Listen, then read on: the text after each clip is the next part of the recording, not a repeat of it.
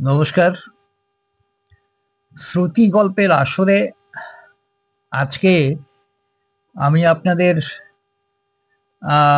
মাফ করবেন, আমি এবং আমার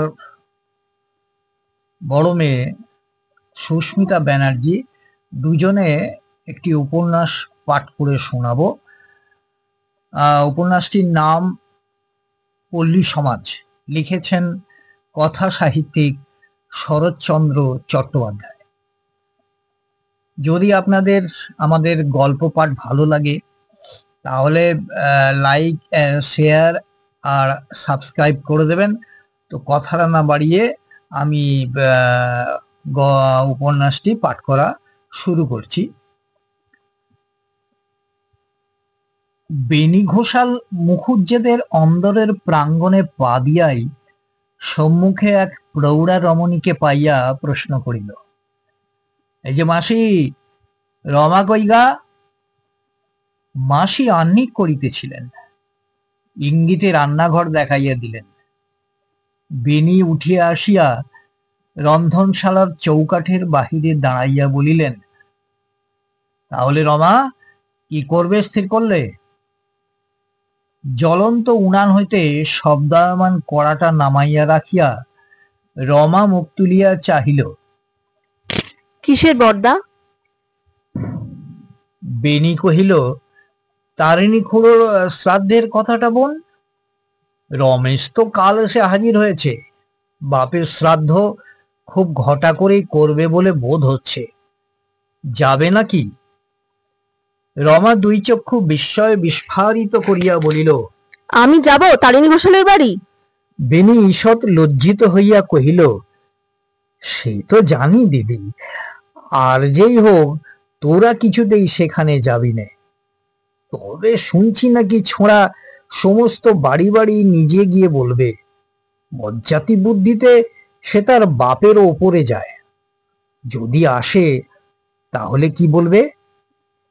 রমা সরসে জবাব দিল, আমি কিছুই বলবো না, বাইরের দারোয়ান তার উত্তর দেবে।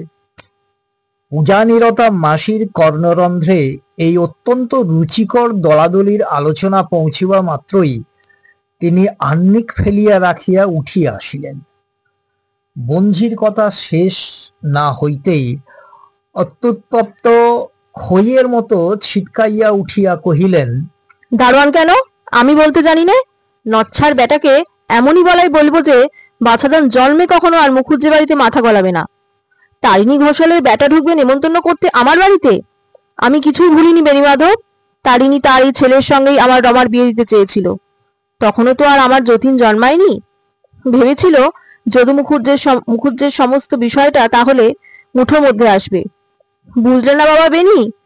তা যখন হলো না, তখন ওই ভৈরব আচার্যকে দিয়ে কি সব জপ তপ টুকটাক করিয়ে মায়ের কপালে এমন আগুন ধরিয়ে দিলে যে 6 মাস পেরোলো না, বাছার হাতের নোয়া মাথার সিঁদুর ঘুচে গেল। ছোট জাত হয়ে চাই কিনা যদু মুখুজ্জের মেয়েকে বউ করতে, তেমনি হারামজাদার মরণও হয়েছে। বেটার হাতের আগুনটুকু পর্যন্ত পেল না। ছোট জাতের মুখে আগুন। বলিয়া মাসি যেন কুস্তি শেষ করিয়া হাঁপাইতে লাগিলেন। পুনঃ পুনঃ ছোট জাতের উল্লেখে বেনির মুখ ম্লান হইয়া গিয়াছিল, কারণ তারিণী ঘোষাল তাহারই খুড়া। রমা ইহা লক্ষ্য করিয়া মাসিকে তিরস্কারের কণ্ঠে কহিল, কেন মাসি, তুমি মানুষের জাত নিয়ে কথা কও? জাত তো আর কারোর হাতে গড়া জিনিস নয়। যে যেখানে জন্মেছে সেই তার ভালো। বেনি লজ্জিত ভাবে একটুখানি হাসিয়া কহিল, না রমা, মাসি ঠিক কথাই বলেছেন। তুমি কত বড় কুলীনের মেয়ে, তোমাকে কি আমরা ঘরে আনতে পারি বোন? ছোট খুড়োর কথা মুখে আনাই বেয়াদবি, আর টুকটাকের কথা যদি বলো তো সে সত্যি।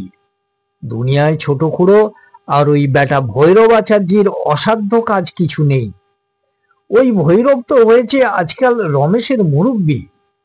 মাসি কহিলেন, সে তো জানা কথা বেনি। ছোড়া 10-12 বছর তো দেশে আসেনি, এতদিন ছিল কোথায়?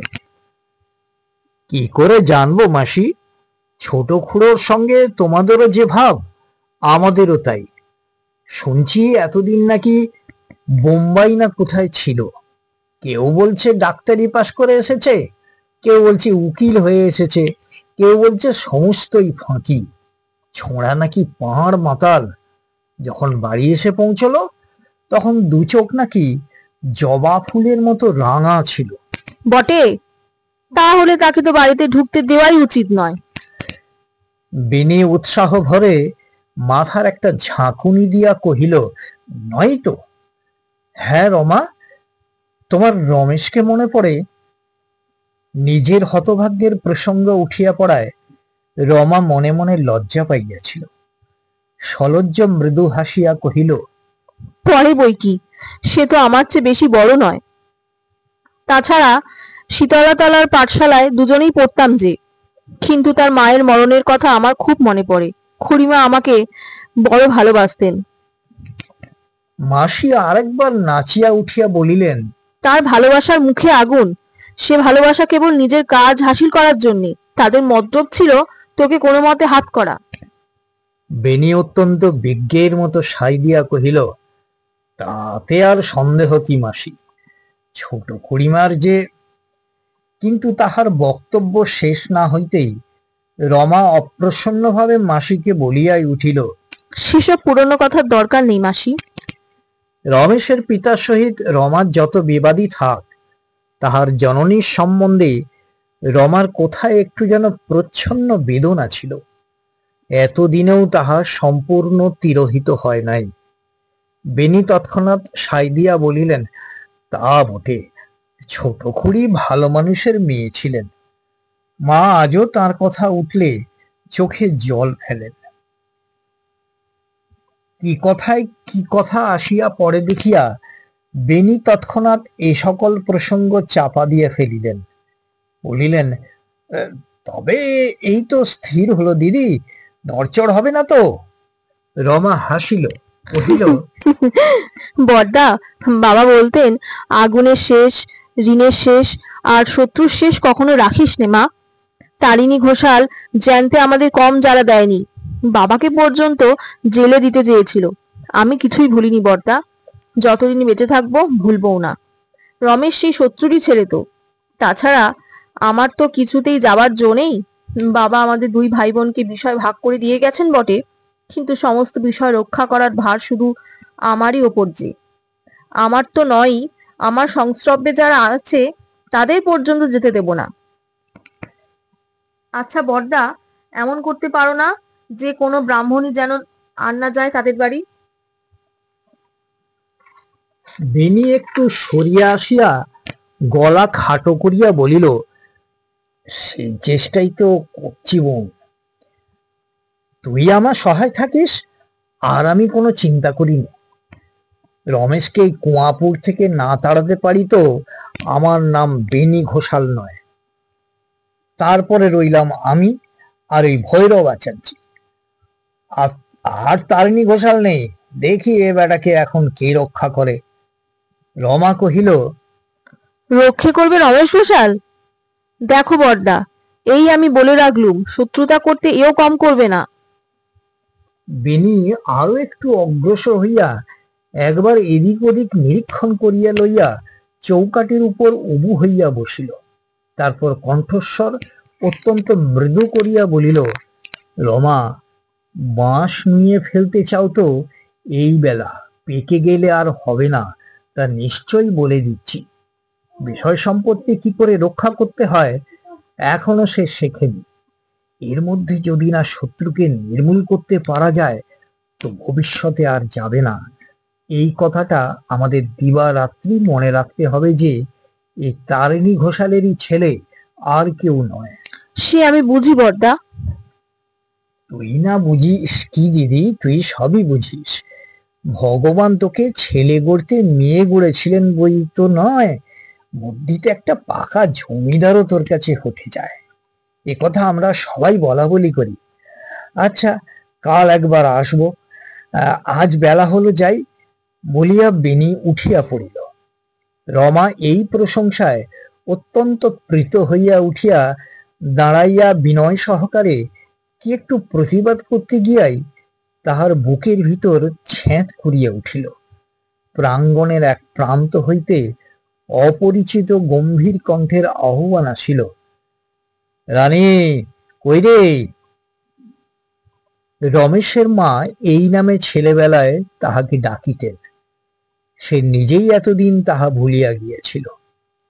বেনির প্রতি চাহিয়া দেখিল তাহার সমস্ত মুখ নীলবর্ণ হইয়া গিয়াছে। পরক্ষণেই রুক্ষ মাথা, খালি পা, উত্তরীয়টা মাথায় জড়ানো। রমেশ আসিয়া দাঁড়াইল। বেনির প্রতি চোখ পড়িবা মাত্রই বলিয়া উঠিল, এই যে বরদা এখানে, বলিয়াই কপাটের সম্মুখে আসিয়া দাঁড়াইল। পালাবার উপায় নাই, রমা ঘাড় হেট করিয়া রহিল। রমেশ মুহূর্ত মাত্র তাহার প্রতি দৃষ্টিপাত করিয়া মহা বিস্ময় প্রকাশ করিয়া বলিয়া উঠিল, এই যে, আরে ইস, কত বড় হয়েছিস রে, ভালো আছিস? রমা তেমনি অধমুখে দাঁড়াইয়া রহিল। হঠাৎ কথা কহিতেই পারিল না, কিন্তু রমেশ একটুখানি হাসিয়া তৎক্ষণাৎ কহিল, চিনতে পারছিস রে, আমি তোদের রমেশ দা। এখনো রমা মুখ তুলিয়া চাহিতে পারিল না, কিন্তু মৃদু কণ্ঠে প্রশ্ন করিল, আপনি ভালো আছেন? হ্যাঁ ভাই, ভালো আছি, কিন্তু আমাকে আপনি কেন রমা?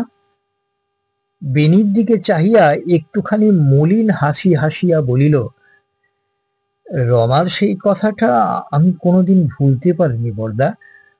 যখন মা মারা গেলেন, ও তখন তো খুব ছোট, সেই বয়সেই আমার চোখ মুছিয়ে দিয়ে বলেছিল, রমেশ দা তুমি কেঁদো না, আমার মাকে আমরা দুজনে ভাগ করে নেব।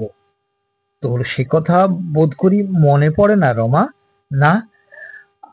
আচ্ছা, আমার আমার মাকে মনে পড়ে তো? কথাটা শুনিয়া রমার ঘাড় যেন লজ্জায় আরো ঝুঁকিয়া পড়িল। সে একটিবারও ঘাড় নাড়িয়া জানাইতে পারিল না যে খুড়িমাকে তাহার খুব মনে পড়ে। রমেশ বিশেষ করিয়া রমাকে উদ্দেশ্য করিয়াই বলিতে লাগিল, আর তো সময় নেই, মাঝে শুধু 3টি দিন বাকি, যা করবার করে দাও ভাই। যাকে বলে একান্ত নিরাশ্রয়, আমি তাই হয়েই তোমাদের দোরগোড়ায় এসে দাঁড়িয়েছি। তোমরা না গেলে এতটুকু ব্যবস্থা পর্যন্ত করতে পারছি না। মাসি আসিয়া নিঃশব্দে রমেশের পিছনে দাঁড়াইলেন।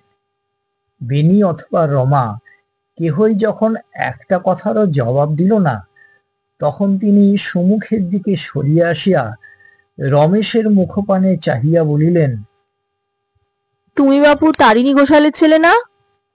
রমেশ এই মাসিটিকে ইতিপূর্বে দেখে নাই, কারণ সে গ্রাম ত্যাগ করিয়া যাইবার পরে ইনি রমার জননীর অসুখের উপলক্ষে সেই যে মুখুজ্জি বাড়ি ঢুকিয়াছিলেন, আর বাহির হন নাই। রমেশ কিছু বিস্মিত হইয়াই তাহার দিকে চাহিয়া রহিল। মাসি বলিলেন, না হলে এমন বেহায়া পুরুষ মানুষ আর কে হবে? যেমন বাপ তেমনই বেটা, বলা নেই কওয়া নেই, একটা গেরস্তর বাড়ির ভিতর ঢুকে উৎপাত করতে শরম হয় না তোমার? রমেশ বুদ্ধিভ্রষ্টের মতো কাঠ হইয়া চাহিয়া রহিল। আমি চললুম বলিয়া বেনি ব্যস্ত হইয়া সরিয়া পড়িল। রমা ঘরের ভিতর হইতে বলিল, কি বকছো মাসি, তুমি নিজের কাজে যাও না? মাসি মনে করিলেন তিনি বঞ্জির প্রচ্ছন্ন ইঙ্গিতটা বুঝিলেন, তাই কণ্ঠস্বরে আরো একটু বিষ মিশাইয়া কহিলেন, নে রমা, বকিস নে, যে কাজ করতেই হবে তাতে আমার তোমাদের মতো চক্ষু লজ্জা হয় না। বেনির অমন ভয় পালানোর দরকার কি ছিল? বলে গেলেই তো হতো। আমরা বাপু তোমার গোমস্তও নই, খাসথালুকের প্রজাও নই যে তোমার কর্মবাড়িতে জল তুলতে ময়দা মাখতে যাব। তারিণী মরেছে, কাশুদ্ধ লোকের হাট জুড়িয়েছে, এ কথা আমাদের ওপর বরাত দিয়ে না গিয়ে নিজে ওর মুখের ওপর বলে গেলেই তো পুরুষ মানুষের মতো কাজ হতো। রমেশ তখনও নিস্পন্দ অসাড়ের মতো দাঁড়াইয়া রহিল। বস্তুতই এই সকল কথা তাহার একান্ত দুঃস্বপ্নেরও অগোচর ছিল। ভিতর হইতে রান্নাঘরে কপাটের শিকলটা ঝনঝন করিয়া নড়িয়া উঠিল। কিন্তু কেহই তাহাতে মনোযোগ করিল না। মাসি রমেশের নির্বাক ও অত্যন্ত পাংশুবর্ণ মুখের প্রতি চাহিয়া পুনরপি বলিলেন, যাই হোক, বামুনের ছেলেকে আমি চাকর দারোয়ান দিয়ে অপমান করাতে চাইনি।